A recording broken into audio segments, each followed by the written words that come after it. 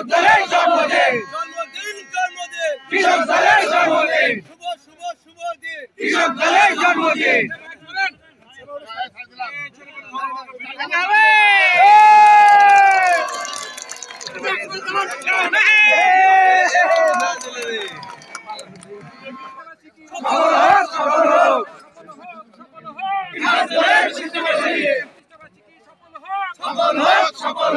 বাংলাদেশকে বাঁচাতে হবে, তাই বাংলাদেশের কৃষককে বাঁচাতে হবে।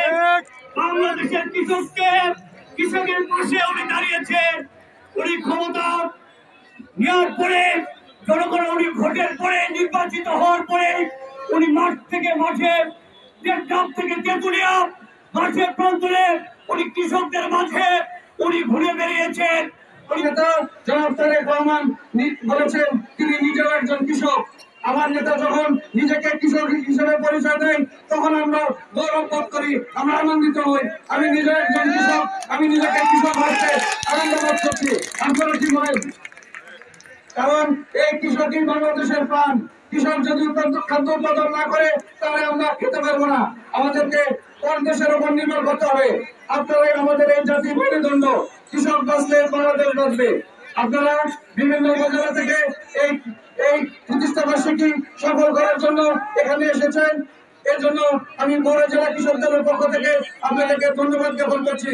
কৃষক দল প্রতিষ্ঠিত করেছিল আমাদের শহীদ রাষ্ট্রপতি জিয়াউর রহমান, যিনি কৃষি এবং কৃষকের কথা বলে সারা বাংলাদেশের মানুষকে, শুধু শহরের মানুষ ভালো থাকবে তা নয়, শহরের মানুষের পাশাপাশি শহরকে যেসব মানুষ নিয়ন্ত্রণ করে, শহরের যে মূল চালিকাঠিকা সেই কাঠি গ্রাম গঞ্জের সাধারণ কৃষি থেকে নির্ভরশীলতার উপর দিয়ে বাংলাদেশের এই 90-95% মানুষ যে কৃষির সঙ্গে সম্পৃক্ত, এই সেক্টরটাকে কিভাবে উন্নয়ন করা যায় সেটার স্বপ্ন দেখিয়েছিলেন আমাদের শহীদ রাষ্ট্রপতি, আমাদের দলের স্বপ্নদ্রষ্টা শহীদ রাষ্ট্রপতি জিয়াউর রহমান।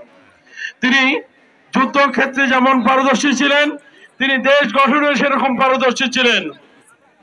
ঠিক তারই উত্তরসূরি আমাদের প্রিয় নেত্রী দেশনেত্রী বেগম খালেদা জিয়া, তিনিও এই দল এই দেশের জন্য অনেক কিছু করেছেন।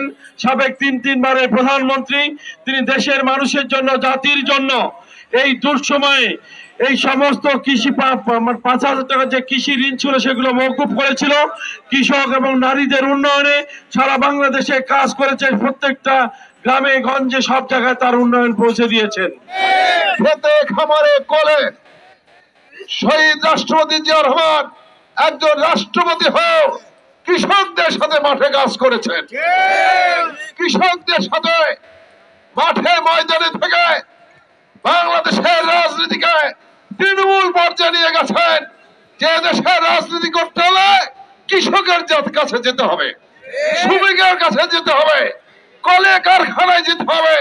এদেশের সকল মানুষকে রাজনীতির সাথে সম্পৃক্ত করে উৎপাদনমুখী রাজনীতি চালু করতে হবে। আজকে আমরা বলতে চাই, তারই সুযোগ্য সন্তান